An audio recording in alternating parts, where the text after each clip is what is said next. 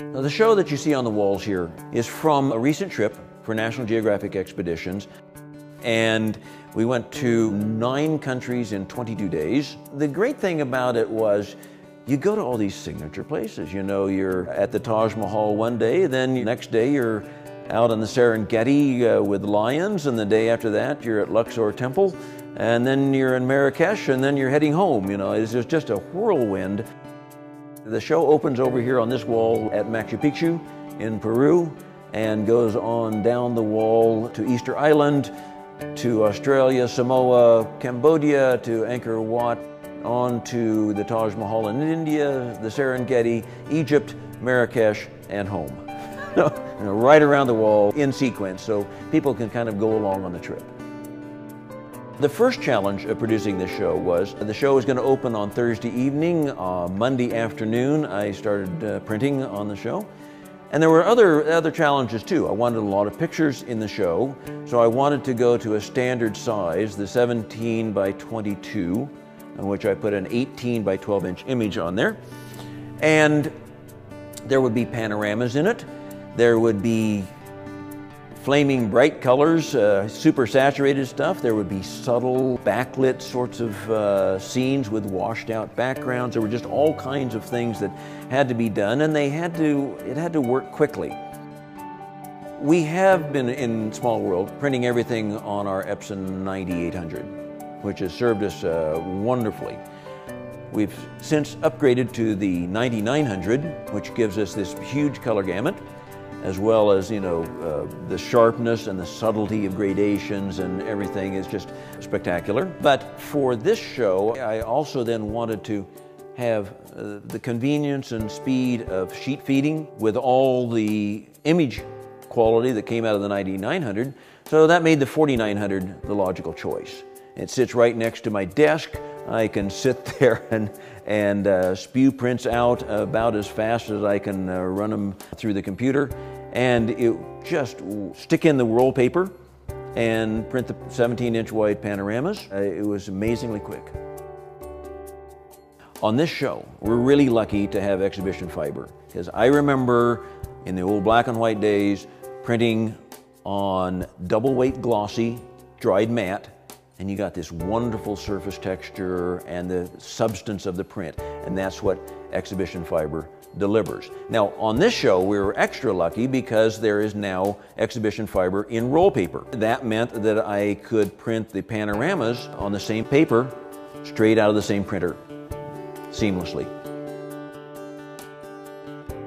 The other great thing about the 4900 is, while I print almost everything on exhibition fiber, there are times when I want to print on other papers, like fine art papers. And the 4900 lets us do that without wasting time and ink, pulling out cartridges to go from the PK inks to the matte inks for the black. It goes very quickly, it automatically makes the transition, and it's a piece of cake. We can use high-speed printing all the time. There's no compromise in using high-speed printing and the printhead printing on both passes, and it really means that it prints faster. I would sit there, and as fast as I could get the next file done, the print would be out and the printer would be waiting for me, ready to go.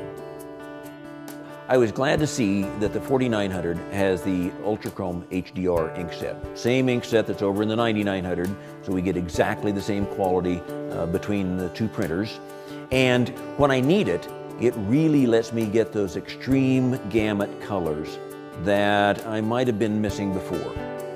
The extreme gamut, you won't use it all the time, you won't see it all the time, but there were images in this show where I could see it. The greens at Machu Picchu, or the greens in the picture from the rainforest in Australia, the reds of that Maasai tribesman and the Serengeti, those reds were just almost fluorescent.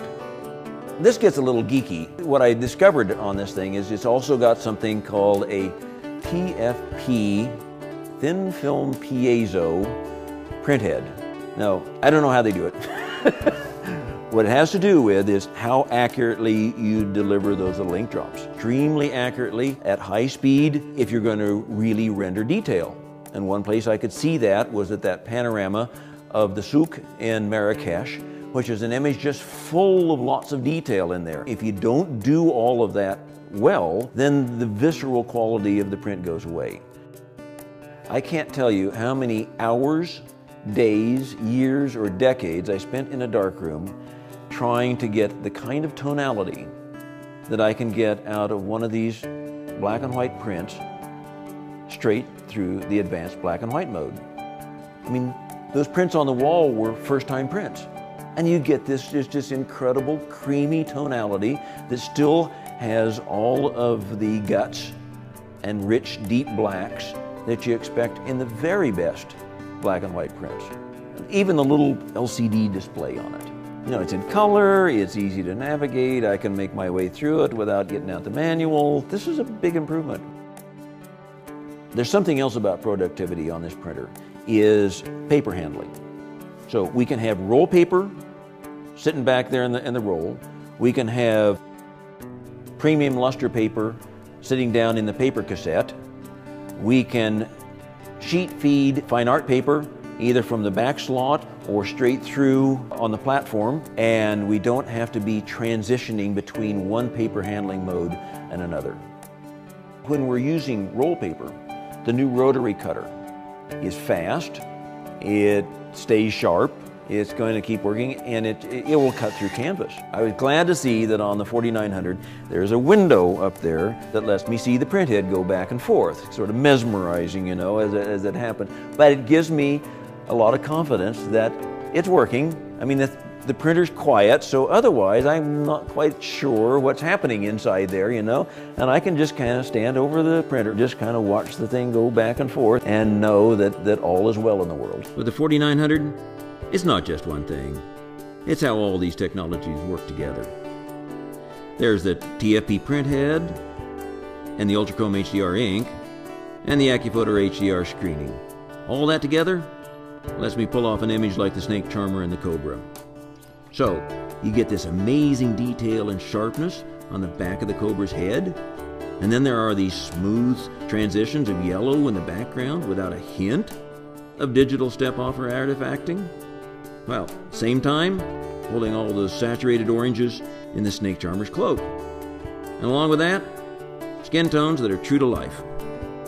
In the end, all this technology just gets out of the way. It renders not a digital print, but a real photograph, where you feel like you're falling right into the scene. The ink sets, the printer heads, the cutters, all that stuff goes together in this system that allows us to produce state-of-the-art work right here in our gallery on Main Street in Lynchburg, Kansas, and compete with anybody in the world, any place, in print quality that we put on our walls.